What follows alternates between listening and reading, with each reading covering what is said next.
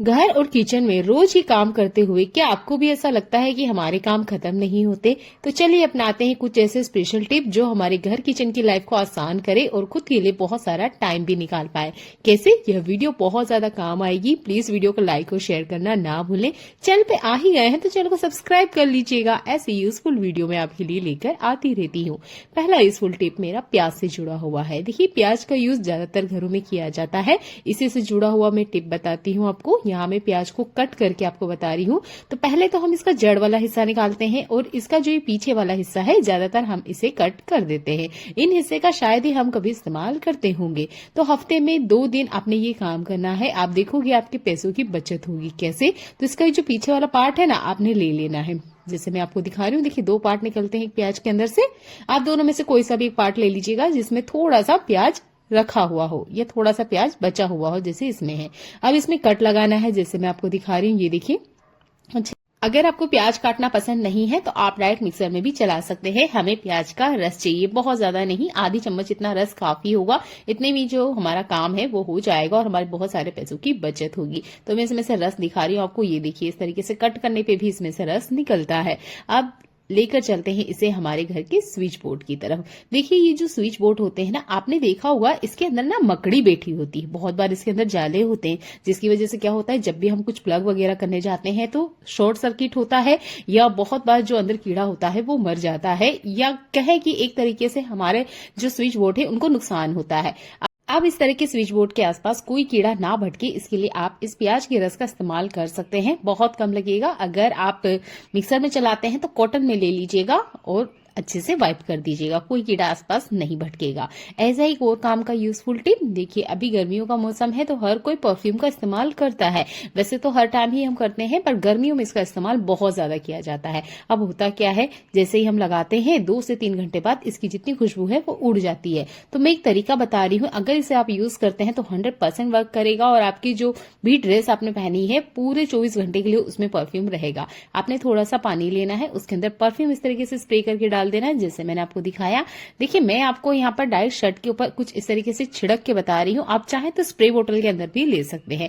मैं एक ही shirt press करने वाली हूँ। अगर आप प्रेस डेली करते हो या आप सारे कपड़े प्रेस करके ही पहनते हो तो उसके ऊपर स्प्रे बोतल में डाल लीजिए और इस तरीके से स्प्रेड करते जाइए और कपड़ों को प्रेस कीजिएगा। आप देखोगे ये जो परफ्यूम है लॉन्ग लास्टिंग रहेगा, बिल्कुल नहीं निकलेगा। अगर आप ये कपड़ा धो भी दोगे ना एक बार, उसके बाद भी आपको परफ्यूम की खुशबू इसके अंदर देखने को मिलेगी।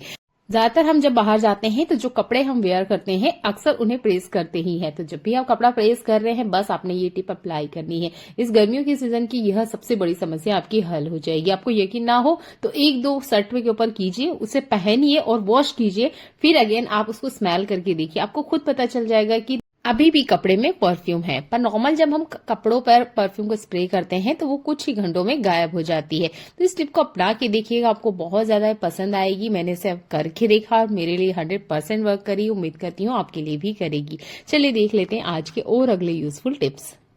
शिमला मिर्ची का इस्तेमाल हर घर में किया जाता है। जब हम इसे कट करते हैं तो हमें इसके अंदर से बीज निकालना होता है। बहुत बार ऐसा होता है कि हमें कुछ ऐसा आइडिया चाहिए होता है कि इसके अंदर से सारे बीज निकल जाए बिना किसी मेहनत के। तो जो मैं टिप बता रही हूँ ना, इसे देखने के बाद आप इसे अभी करके देखोगे, क्योंकि बहुत आसानी से इसके अंदर जितने बीज है वो भी निकल जाते हैं और जो इसका डंठल है वो भी निकल जाता है बिना चाकू को चलाए हुए। कोई मेरे पास बोतल का ढक्कन है, अगर आपके पास इस तरह का कोई सर्कल है छोटे साइज का तो आप उसका भी यूज कर सकते हैं। इस तरीके से इसके ऊपर दबाइए, हल्के से अंदर की तरफ पुश कीजिए। आप देखिए ये जो डंठल है अलग हो जाता है। हल्के से इस तरीके से निकाल के देखिएगा, ये बाहर आ जाएगा जैसे मैं आपको दिखा रही हूँ। ये देखिए, डंठल बाहर आ गया है। अब हम इसके ऊपर एक कट लगाएंगे और आपको दिखाएंगे कि इसके अंदर जितने बीज है ना वो बिल्कुल अलग हो जाते हैं। अगर इसका डंठल अलग हो जाता है तो फिर बीज निकालने में कोई दिक्कत नहीं होती है, क्योंकि शिमला मिर्ची तो हम खाते हैं पर इसके बीज खाने में इस्तेमाल नहीं किए जाते हैं, क्योंकि साइज में काफी बड़े होते हैं। हल्का सा टैप कीजिएगा, जैसे मैं आपको दिखा रही हूँ। ये देखिए, सारे के सारे बीज बाहर आ गए ना। इससे पहले मैंने आपको टिप बताया था जिसमें शिमला मिर्ची पे हमें 4 कट लगाना होता था, पर उसके बावजूद भी जितने बीज थे वो सारे के सारे बाहर नहीं आ पा रहे थे। पर ये जो कैप वाला टिप है ये बहुत अच्छे से काम किया और सारे बीज बाहर आ गए। ऐसा एक और काम का यूजफुल टिप। अभी गर्मियों का मौसम आ रहा है तो देखिए, छोटे बच्चे जो हमारे घर में होते हैं वो हमेशा ठंडा पीने की जिद करते हैं। तो इस तरह की बोतल आपके घर में जरूर आएगी। तो इन बोतल को मत फेंकिएगा। एक बोतल का यूज करके मैं आपको दिखा रही हूँ। ये बहुत ज्यादा सॉफ्ट होती है। देखिए, जैसे मैंने आपको हल्का से इसे दबा के बताया, ये इस तरीके से दब भी जाती है। सीजर आपने लेना है या कोई कटर वगैरह है वो आप लीजिए और जैसे मैं आपको दिखा रही हूँ ऐसे आपने कट करना है। मेरे हाथों को ध्यान से देखिएगा, बीच में हाफ कट किया है ऊपर की तरफ मैंने, इससे ही नीचे की तरफ हमें कट ले जाना है। बोतल की दोनों ही तरफ हमने ऐसे ही कट लगाने हैं जैसे मैं आपको दिखा रही हूँ। एक ऊपर की तरफ ही जैसे मैंने आपको कट बताया, ऐसे ही नीचे की तरफ से एक और कट हमें लगाना है। यहाँ पे बोतल के हम 2 पार्ट करेंगे और दोनों ही पार्ट का मैं आपको यूज करके बताऊंगी। ये देखिए कब से यहां से भी कट कर लिया है मैंने। अब इसको हम घुमाएंगे और इस तरफ से भी एक कट लगा लेंगे। ध्यान से देखिएगा, आपको बराबर समझ में आएगा मैं क्या दिखाने की कोशिश कर रही हूँ। इसके ऊपर जो कवर है वो निकाल दीजिएगा। इस तरह की टूल मार्केट में मिलते हैं, थोड़े महंगे दाम में मिलते हैं। अगर आप फ्री वाला जुगाड़ ढूंढ रहे हो तो यह टिप बिल्कुल आपके काम आएगी। यहाँ पर जो एक्स्ट्रा पार्ट है ना, ये मैं आपको दिखा देती हूँ। बोतल के ढक्कन वाला पार्ट हम अलग कर लेंगे और जो एक्स्ट्रा पार्ट कट होके निकाला है इसका भी हम इस्तेमाल करेंगे। ऐसा नहीं कि हम इसे फेंक देंगे, हल्का सा मोड़िएगा। यहाँ पर हमने एक होल करना है या इस तरीके से कैंची की मदद से आप कट लगा दीजिएगा तो एक छोटा सा होल यहाँ बन के रेडी हो जाएगा। यहाँ पर आप देख सकते हैं नीचे वाला जो पार्ट है वो थोड़ा सा छोटा रह गया था क्योंकि बोतल ही छोटी थी। अगर आप बड़ी बोतल ले रहे हो ना तब ये बहुत अच्छे से काम करेगा। मैंने यहाँ बोतल को 2 पार्ट में कट किया है। एक पार्ट का मैं आपको यूज करके बता रही हूँ जिसमें ढक्कन लगा हुआ था। आप चाहे तो उसका कैप लगा लीजिएगा या ऐसे भी रखोगे तो चलेगा। जब भी हम आटा वगैरह निकालते हैं तो आपने देखा होगा हम अलग अलग बर्तन का इस्तेमाल करते हैं। हर बार एक अलग बर्तन लेते हैं तो देखिए बार बार बर्तन निकलता है तो काम तो हमारा ही बढ़ता है। पर इस तरह की बोतल का अगर आप इस्तेमाल करते हो तो आपका काम नहीं बढ़ेगा। आप चाहे तो इसे आटे के कंटेनर में रख भी सकते हैं।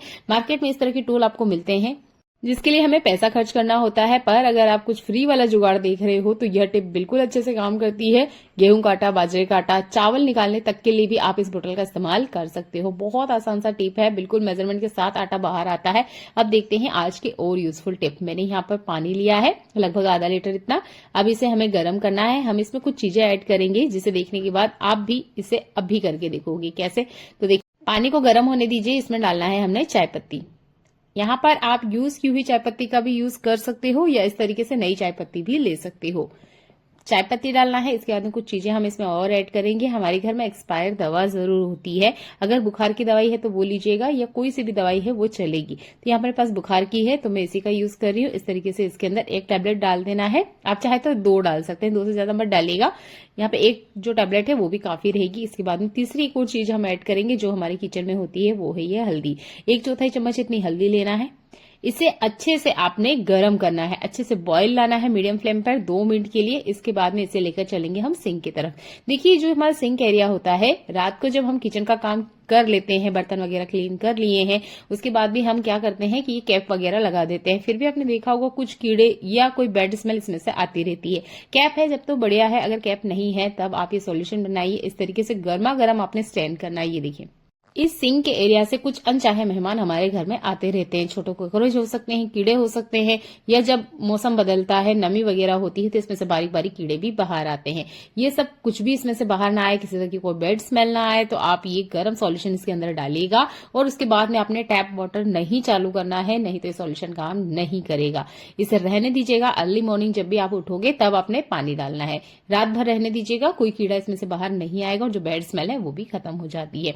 वक्त के साथ सही जानकारी होना बहुत जरूरी है। बहुत सारे ऐसे बिगनर होते हैं जिन्हें कुछ टिप नहीं पता होती, जिसकी वजह से वो बहुत सारी गलतियां कर बैठते हैं।